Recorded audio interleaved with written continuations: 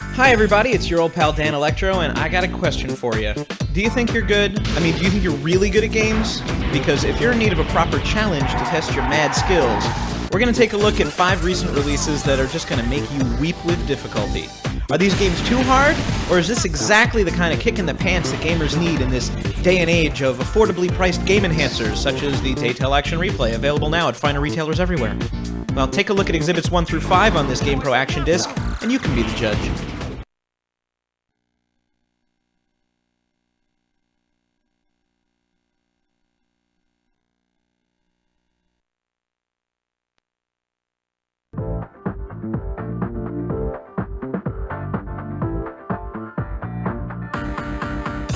Contra Shattered Soldier has 3 difficulty levels. For the record, that's easy, medium, and hard, but it sure won't feel that way. Easy mode gives you more chances to continue your game, but you won't see the real ending if you make it through the final boss. Normal will give you the real ending, but you'll have to get by with just 3 chances, which is decidedly old school. And to real Contra nuts, that's just fine. In the original arcade version, you got only as many chances as you had quarters in your pocket. So to a certain extent, Shattered Soldier is just going back to Contra's roots. Very hard, very frustrating, very trigger-happy roots, steeped in time-honored techniques like dying and repeating a section over and over until you've completely memorized the patterns of enemies and bosses. Plus, unlike the Contras of old, the new weapon system forces you to use the right gun at the right time. So in addition to knowing when to zig and when to zag, you're toast if you don't use the best tool for the job, too.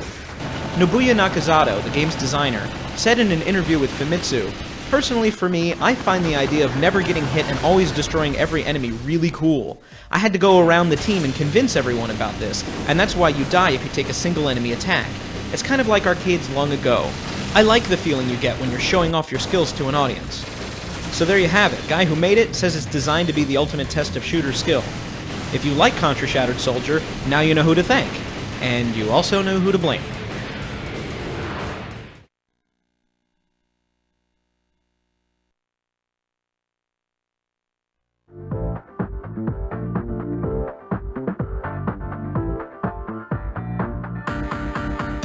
The Getaway was in development for about 3 years before it went on sale.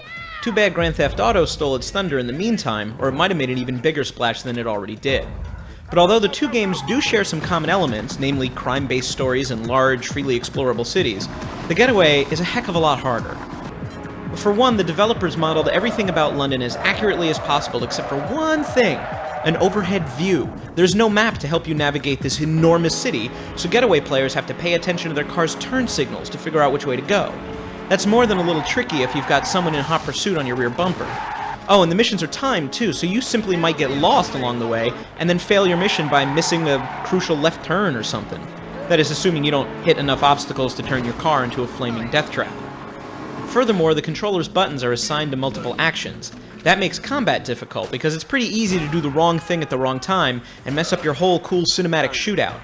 Even worse, enemies tend to battle with stereotypical computerized precision, so they'll often get off the first damaging shot in a firefight. And that don't even concern the translation of the thick working class British accents, now do it? Now that's not to say these tricky elements don't pay off in the end. The Getaway is an engrossing and sophisticated game once you get used to its quirks. Just don't expect the streets of London to be kind to new travelers. Smart, my boy. All in good time.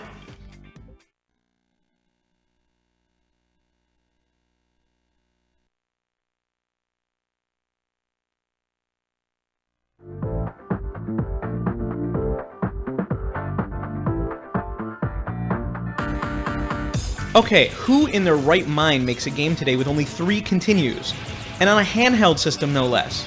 Somehow, I guess Capcom figured the challenge of playing Mega Man Zero, say, in the back of a car on a bumpy road, or on a long family vacation, wouldn't be tricky enough. No, they had to throw in precision jumps, as well as enemies that appear fast, take multiple hits to eliminate, and regenerate if you retrace your steps. Mega Man Zero also features a linear mission structure, which basically means once you've tried a mission, you can't return and try it again. These levels are huge, they're hard to remember, and most of the boss battles look and feel like they were designed to be conquered through repetition and memorization. But again, you can't go back. As you progress through the game, you'll collect cyber elves. Stop giggling. Which may make things slightly easier, but it's really only slight. A single cyber elf does one thing, like it might slow down time, while another one might stun an enemy, or maybe protect you from spikes, but it's like a band-aid on a bullet wound. There's just too much damage going on around you for it to do much good for very long. Also, how well you do at reacting to these difficult situations with lightning speed affects your reputation rank, which unlocks new stuff in the game. So if you want the goodies, you kind of have to be perfect from the first time you play it. Now, nobody can do that, so it would appear that Capcom wants the hardest of the hardcore gamers to simply restart the game from the beginning over and over until they get all the pieces right. Have fun.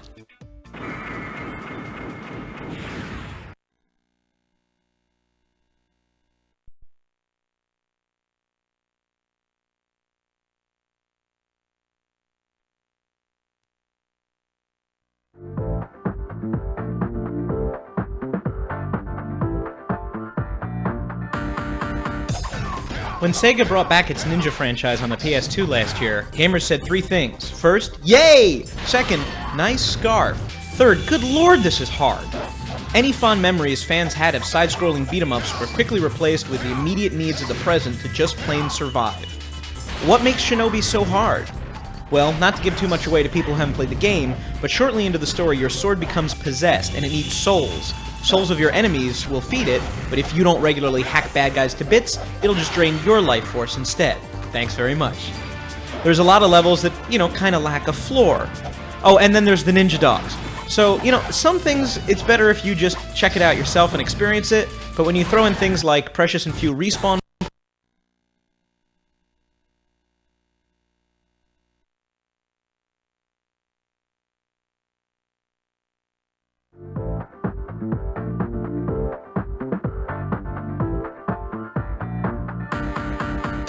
Seriously hardcore gamers might have ponied up the bucks for the Japanese Dreamcast version of Ikaruga, but for most American gamers, the GameCube port is their first chance to play this super tough, super innovative 2D shooter.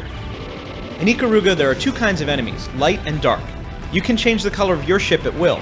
When it's white, you can absorb white bullets and convert them into your own special attacks. Same goes for collecting black bullets when your ship is flipped to black. But if you're hit by an opposite color bullet, poof, your ship explodes. Standard shooter stuff. That's a great twist on an old genre, but it gets trickier. The only way to do really well is to chain your attacks. You take out chunks of 3 light-colored enemies at a time, and then quickly take out another chunk, and then another wave, and another, and so on. You'll need to swap colors constantly to build long chains, and that's where things get just slightly impossible. You'll simultaneously have to switch colors, keep your chains going, and get this aim your shots instead of just firing willy-nilly like you'd normally do in a 2D shooter. To make matters worse, you earn more continues based on how many hours you play.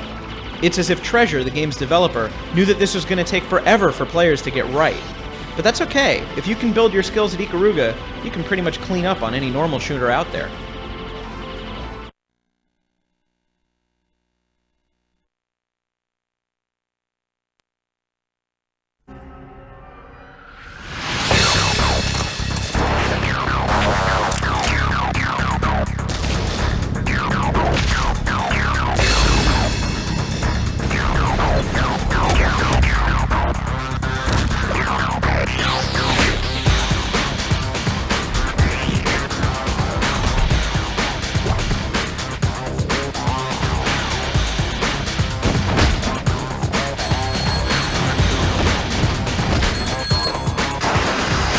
It's a completely new way of experiencing the video game concept as well as incorporating it into the experience of the movie. Damn, not who I was hoping for. The boys had this very unique idea about the video game, that they wanted to make the video game directly related to the movie.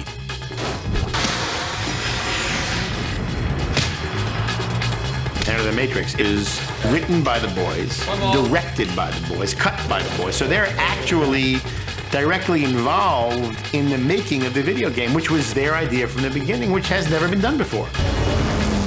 This is Thaddeus, Captain of the Osiris. We're going to attempt an emergency broadcast drop in the Matrix. Sparks, I want the ship's guns online right now. Command. First mention of the video game was that it was like a third movie. And it had this whole amazing, intricate story weaved into the stories in the movies. Operator. Get me out of here, Sparks. I've got agents right behind me. Oh, I can't watch this. You've basically taken Reloaded and expanded it out into two parallel stories, not just the film, not just the game. They're actually fully connected in every way. Uh-oh, heads up, guys, incoming.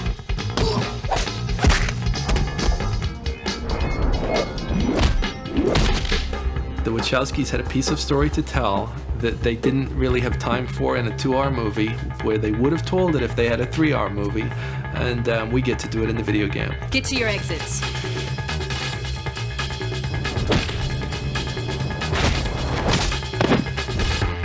I was like, how are they gonna shoot all of this? They're gonna shoot 2, 3, and this video game script.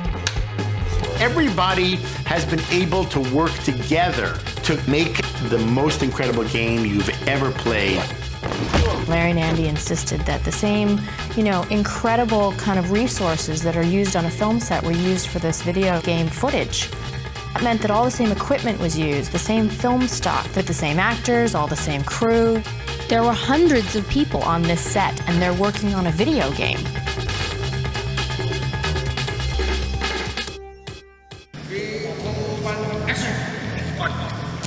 Wu Ping and his crew were working on all the fight choreography of the movie. We're also doing all the fight choreography of the game. We used Master Wu Ping and his team to take fight moves to another degree. It gives such an enormous variation to the player. The fight moves we have are so much further beyond your standard kicks and punches that you've seen in a game. They're just sort of mind-blowing moves that Master Wu would choreograph for us. When you're playing this video game, you're actually going to be playing his stunt actors just delivering fantastic three-dimensional fighting moves. We could have faked it with some stunt people in Hollywood, but it just wouldn't have been the same.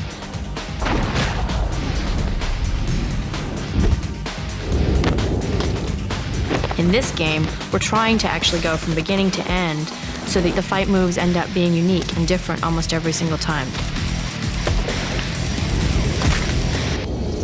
Each character has hundreds more moves than the average fight game, 500-600 moves per character. On top of it all, the camera moves were directed by Larry and Andy, so that a cool action moment takes on that flair that it would in a film. In a video game, usually they'll just stick the camera here and it'll attach to the guy's head and it'll follow him perfectly as he moves, which isn't cinematic. Because they wanted to make this more film-like, we had Larry and Andy actually directing the cameras that are in the gameplay, where they exist as characters walk around in the game.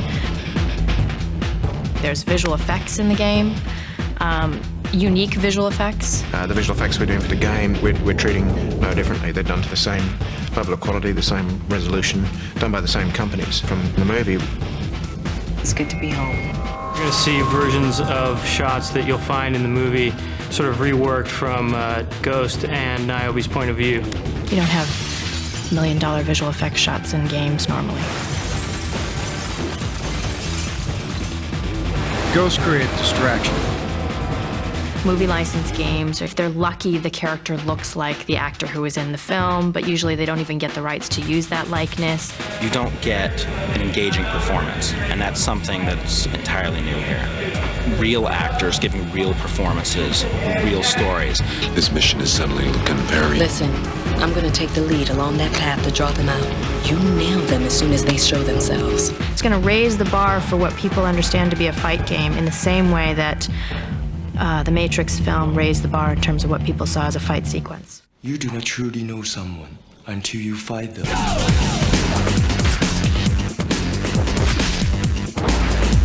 David Perry, who was their personal choice for designing the game, wanted to make a game that no one has ever seen.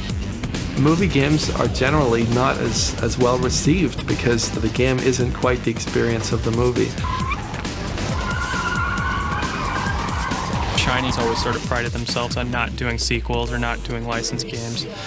When I saw what they did inside their script and the story just goes off, the rabbit hole effectively just starts going deeper, then I really bit. So we threw all our sort of corporate philosophy out the window and went after this just because it's different than a license,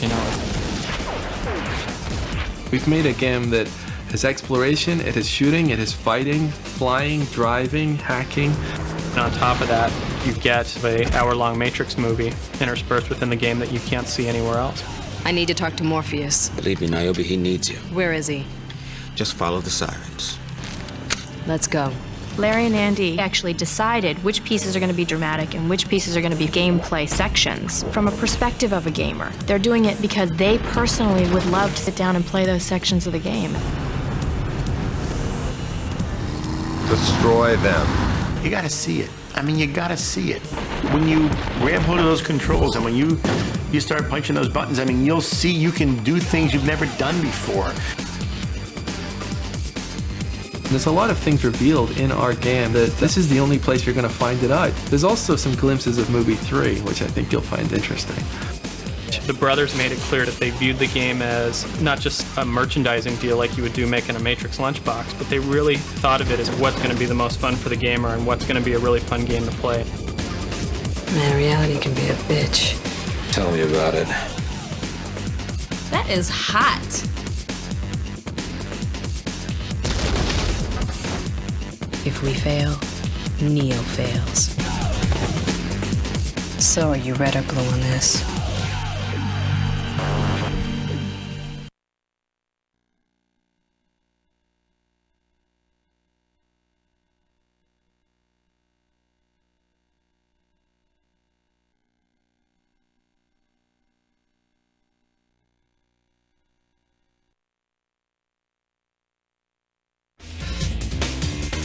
Get your hands on the most powerful cheat system the world has ever seen, Action Replay. Action Replay is the all-in-one gaming solution for PlayStation 2, giving you the power to bust open even the toughest games and much more. Action Replay is crammed full of incredible features to enhance your gaming, including over 15,000 PS2 codes, beat virtually every PlayStation 2 game, bonus 8 meg memory card with 8 megabytes of true uncompressed memory for storing your all-important game saves, and Action Replay codes, a powerful movie player that allows you to play DVD movies from any region on your PS2, a sophisticated memory card manager designed to give you full control of your PS2 game saves, an incredible new-look user interface with improved graphics and sound, a bonus CD packed with over 12,000 codes for PlayStation 1 games, and support for a new range of exciting add-ons to help you get the most out of your gaming. All these fantastic features make Action Replay the most powerful video game enhancer ever. Simply choose your game from Action Replay's on-screen menu, select the codes you need, then load up your game and take total control of the action. Infinite health, unlimited ammo, extra vehicles, and secret characters, they're all just a button press away. Action Replay CD comes packed with thousands of codes for virtually every PlayStation 2 game, with a storage capacity for thousands more. And Action Replay can easily be updated with new codes, so it's never out of date. What's more, Action Replay even comes with a free bonus disc containing codes for over 12,000 PlayStation 1 games. Daytel's hardworking code creators work round the clock to bring you new codes for the latest PS2 games as soon as they're released. Visit www.codejunkies.com, the 100% official one-stop source for Action Replay codes. Action Replay is the essential gaming device. Prepare to unleash the power. Action Replay is available from all good video gaming retailers or order online from www.codejunkies.com. Limited edition version with 16 meg memory card also available.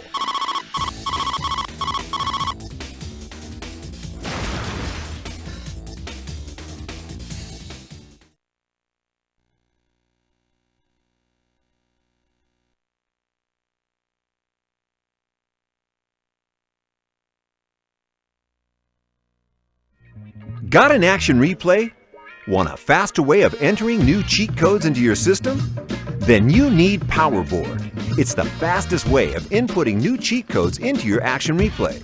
It even has pre-programmed hotkeys, acting as shortcuts to the most common functions in Action Replay. Daytel's PowerBoard is full-size and has been specifically designed to use with a PlayStation 2. You can even use it as a game controller on compatible titles, including Deus Ex, Half-Life, Unreal Tournament, Soldier of Fortune, Star Trek Voyager Elite Force. Treat yourself to a PowerBoard today. You'll be glad you did. You can buy PowerBoard from all good video game retailers or order online at www.codejunkies.com.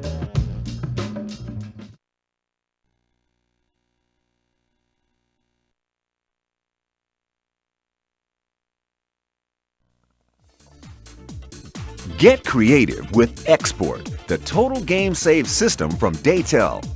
Export lets you exchange PlayStation 2 game saves via the internet. Now you can prove you're the best gamer by sharing your game saves with the whole world. Swap replays from Gran Turismo, trade levels you created in Time Splitters, share team rosters, new skate parks, and more. Or why not leave it to the experts? Visit www.codejunkies.com and you can download exclusive export game saves specially created by the team that brought you Action Replay, the world's best-selling cheat system.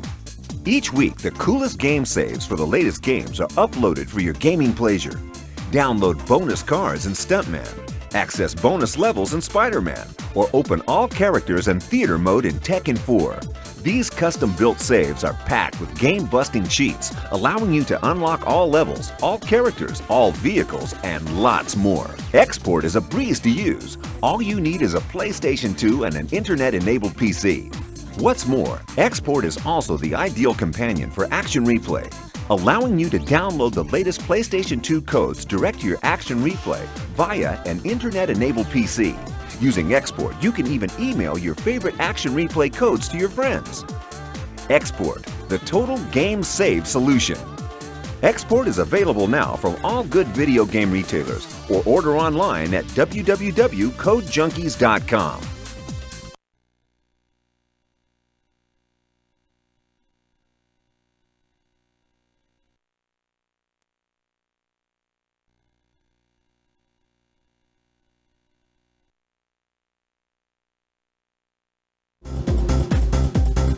CodeJunkies.com is the world's premier gaming website for PlayStation 2 gamers.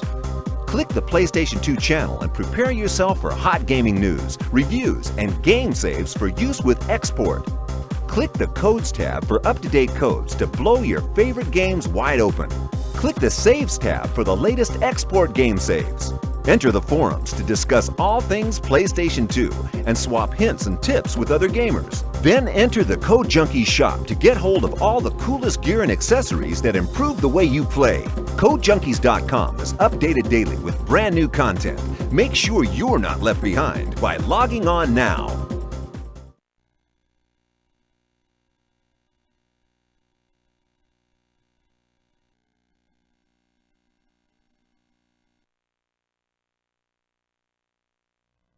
Get a free gift when you subscribe to Gamepro magazine. Call 1-800-678-9097, extension 200, to subscribe to Gamepro, and you'll receive a free Hot Tips guide. This free guide has over 500 codes for the hottest games. Plus, every month, Gamepro is packed with previews, reviews, cheats, and codes for all the latest games. Subscribe to Gamepro for 1 year, that's 12 issues, for just $17.97. That saves you over $50 off the newsstand price. Call today, 1-800-678-9097, extension 200. You must request extension 200 to get your free Hot Tips guide.